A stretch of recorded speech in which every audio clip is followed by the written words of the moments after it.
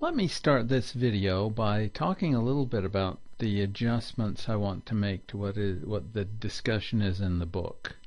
There's a discussion in the book about different growth rates and different growth schemes and super growth and a whole bunch of other little things and lots of little formulas and such.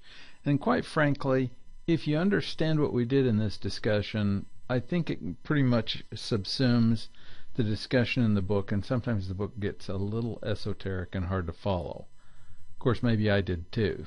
You make up your mind which one was hardest to follow. There's also a discussion at the end of the chapter on preferred stock.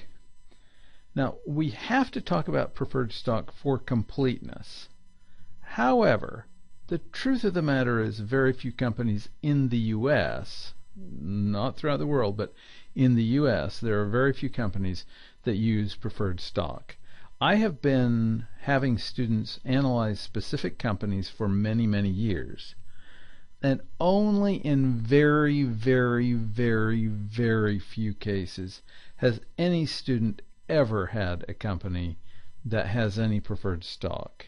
And the ones that do typically have such a small amount of preferred stock, it really makes very little difference in almost anything that they're doing.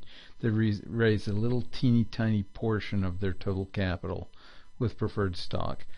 Preferred stock is a nice thing to talk about. It's a nice conceptual idea, but quite frankly, there's not a lot of it out there. Those that do use it, they don't use very much. It's included in textbooks primarily for completeness and to complete the discussion that we'll have later on about weighted average cost of capital.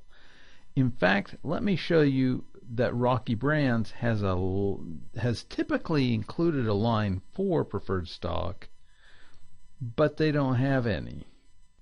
If you go to Rocky Brands, and all I did was just download this from the SEC website, they have always had this line here that says preferred stock. Always. They've never actually had a number in it. In other words, they've authorized the CEO and the managers to actually offer and issue preferred stock. They've never chosen to do it. Most companies that have that authorization have zeros in here as well. It's just not something that's done very often in the United States anyway. So moving on to the last topic in the textbook, really, in this chapter, is that of market multiple analysis. Many stock analysts look at what are called market multiples, and one of the biggest ones that they look at is the price-earnings ratio. The philosophy behind these market multiples is actually founded in these discount models we've just used thus far. The most oft-reported market multiple is the price-earnings ratio, or the PE ratio for short. Perhaps the market multiple that makes the most sense is the price-cash flow ratio. Let me show you why I think that makes the most sense. If we go back to our Rocky Brands example, and just to show you what these market multiples are doing, I'm going to insert a row here and pick up these operating cash flows per share. So OFCF per share. This is cash flow now per share equals operating cash flows divided by number of shares outstanding. This is not actually the best way we could do this, because to do it the best that we could do, we would have looked at the average shares outstanding to divide one by the other. Now, having done that, we can take a look at the price and the cash flow per share. In fact, this one says at time 0, but that one's actually right now, whereas the historical prices, so I'm going to say historical price to cash flow is equal to, and I do have the prices already calculated, so it's the price divided by the cash flow per share, and it looks like it's around 7.93. And again, just for completeness, let me add another line here and do historical, historical price earnings. By the way, this one's easier to do because at this point I just do equal price divided by earnings per share. I'll just do the basic just for fun.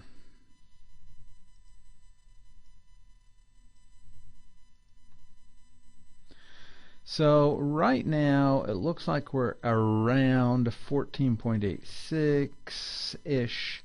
I'll show you that on Google it actually reports this. And the idea here between historical price earnings and historical price cash flow, and in fact comparing them at all, is that many companies in the same industry should have similar price earnings and similar price cash flow ratios. So for instance, as we are here on Google Finance for Rocky Brands, we have a price earnings ratio of 14.91. Wow, if we were just a penny higher, it would be 14.92. That would be very Columbus-y.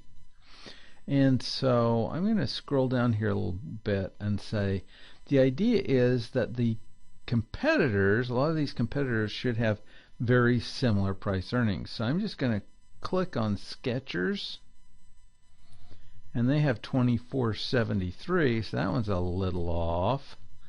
I'm going to go back now, so I'm picking up just Rocky Brands. Wolverine Worldwide, 21.49, and this is the price earnings multiple, which means if we multiply earnings by this 20 some odd times, we'll get the stock price. And by the way, here's the earnings per share, so we're taking earnings per share, multiplying it by 21.49, and we'll get this 25.40. One more for good measure. McRae Industries, 8.15. And quite frankly, a lot of analysts will look at these, and these are all over the place, but if you have a whole bunch of them, like we were beginning to see lots of these in the 20s, it would be nice then to say, okay, we have a bunch of them in the 20s, maybe Rocky Brands should also be in the 20s. Therefore, if that's true and they're only in around 14.67, that'd be a steal because they're a bargain. And that's the way lots of people will use these price earnings or price cash flow. The reason that this makes sense is because, especially with cash flow, we have cash flow and we run it through here and we get this price. Let me actually bring this down just a hair. Boom.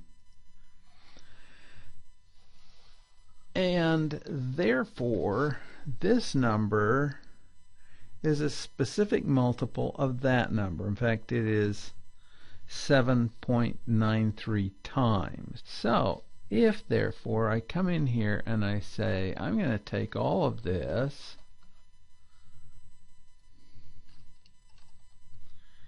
and double it times 2, I should get this doubling what it used to be. Now this one has now shifted up, but the point here is my price at P sub 0 has now gone from 1367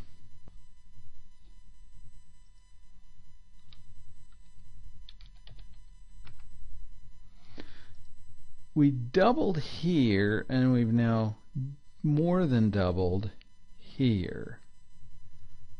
A little bit more than doubled here. And the reason for that, by the way, is because of what we've done in the middle here. Had we used a different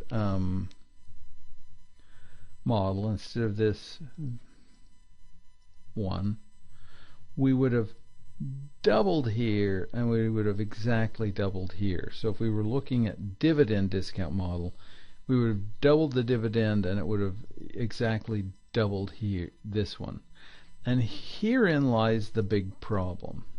First off, we're making a boatload of assumptions, especially when we start comparing things in an industry and outside of this company. So as we start playing a little around with this company's numbers, if we adjust the operating free cash flows, it actually has to make its way all the way through this system and comes out on the PO, the price at time zero, and be kind of unscathed and end up with the 2.00. You're not going to get that. But we should with the price cash flow philosophy. There's so many boatloads of assumptions here. And even with the dividend discount type of a model, we'd end up with dozens of extra little assumptions, none of which hold, but they kind of come close. And so, for instance, there are a whole bunch of assumptions. With the price cash flow, we're assuming that all firms in an industry have similar beta risks. Huge assumption. If we go back and look, let's see if the betas are the same. Rocky Brands, 1.07. Skechers, 0.59, not in the neighborhood. Wolverine, 1.08, that's really close to Rocky Brands. What about McRae? 0.53. So they're either about half of what Rocky Brands is, or about the same. But that's actually a wide range. It's not even in the same zip code, so to speak. In addition to assuming that the betas are all the same, we assume that the growth rates are the same. In addition to that, we have to assume that the way it pulls all the cash flow through the rest of that whole equation is going to be similar, none of which is true, because all these companies may have a completely different capital structure, which means they have more equity, they use more equity or debt than Rocky Brands. Rocky Brands just got rid of a huge amount of their debt, and therefore their capital structure is probably a little lower use of debt than the industry average. So if that's true, then all bets are off. And when we go from the price cash flow to the price earnings ratio, we get the same set of implied assumptions as with the price cash flow model, plus all firms we are assuming will convert from earnings to cash flow at using pretty much the same percentage. All of these assumptions mean that these multiples can be used to give us a place to look. But once we start looking at companies that look like, wow, that one's a bargain, I can usually find that their beta risks are higher, their growth rates are lower, and the way that we would convert from earnings to cash flow isn't quite the same. So we're comparing apples and oranges, and it just doesn't work. So these market multiples are nice ways of giving me places to look, but if markets are kind of more efficient than I was expecting, then guess what?